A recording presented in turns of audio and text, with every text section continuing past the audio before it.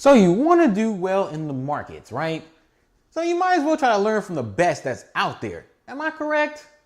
If you want to do that, stay tuned. I got a couple of lessons I've been picking up on. What's up with your world? It's Michael EJ here of Economic Stock Pickers. Always just trying to think differently about the markets, trying to go a little bit off the beaten path to do well.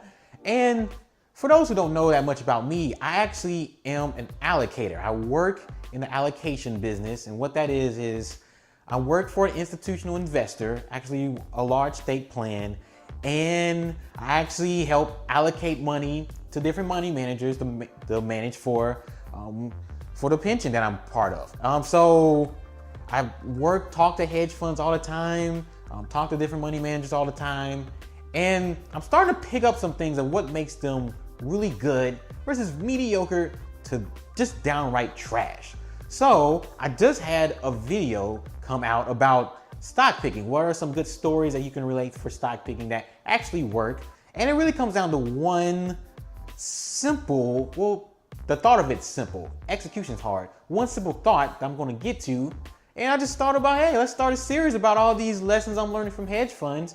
There's 3 main ones, and it's probably gonna be a little bit more down the line. So we'll keep it going, but we'll start off with the first one, the first lesson. And it's clear as day, it makes perfect sense. And we're gonna dig a little bit deeper, but it's, what is your investment edge?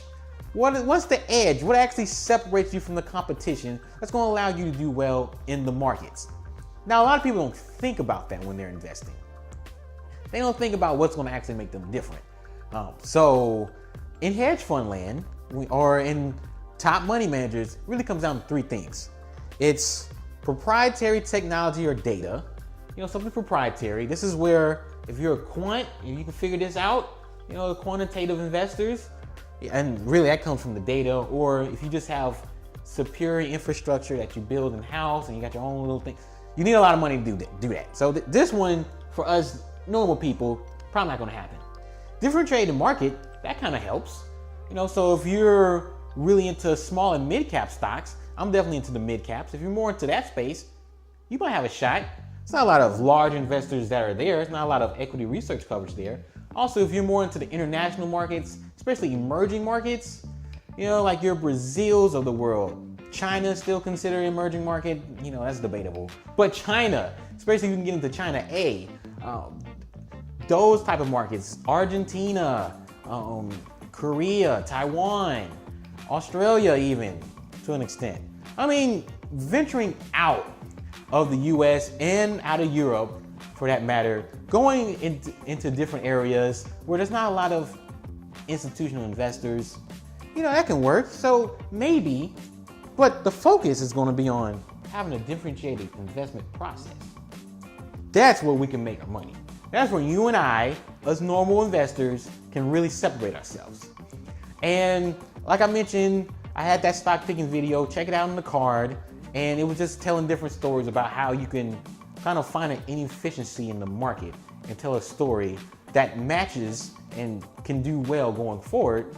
And picking stocks, well, it comes down to one principle, and it comes from a guy named Michael Steinhardt. And if you're not deep into the investment world, especially the hedge fund world, you probably never heard of him. But this guy was a beast. I mean, he was in the got into the markets hedge fund wise like in the 1960s, got out in the 1990s, and averaged like a 25% compounded annual return during that time. I mean, it was ridiculous.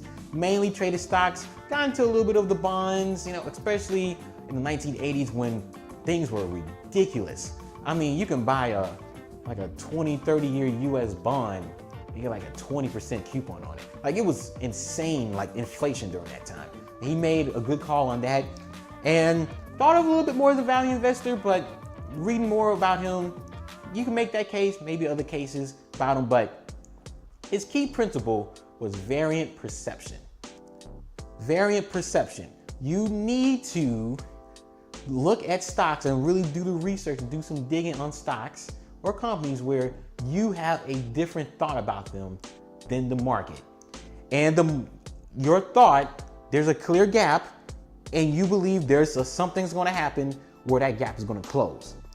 I will give value investors this. They are really good at identifying different stocks where the fundamentals say this, but the stock's price is right here. The difference is that they don't always know what's going to close that gap. I mean, we know markets are irrational. A stock that is undervalued can be undervalued for a very long time.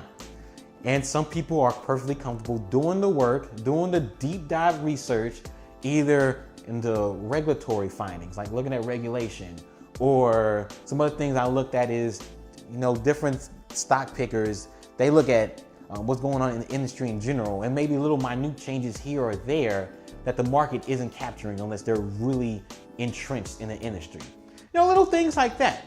And those are great stock picks. I mean, those are awesome. And a lot of them end up being right. There's a lot of them that end up being right. And for those who do fundamental shorting, like that's their bread and butter. Like you got to get that 100% right. Right? So having this variant perception is very important.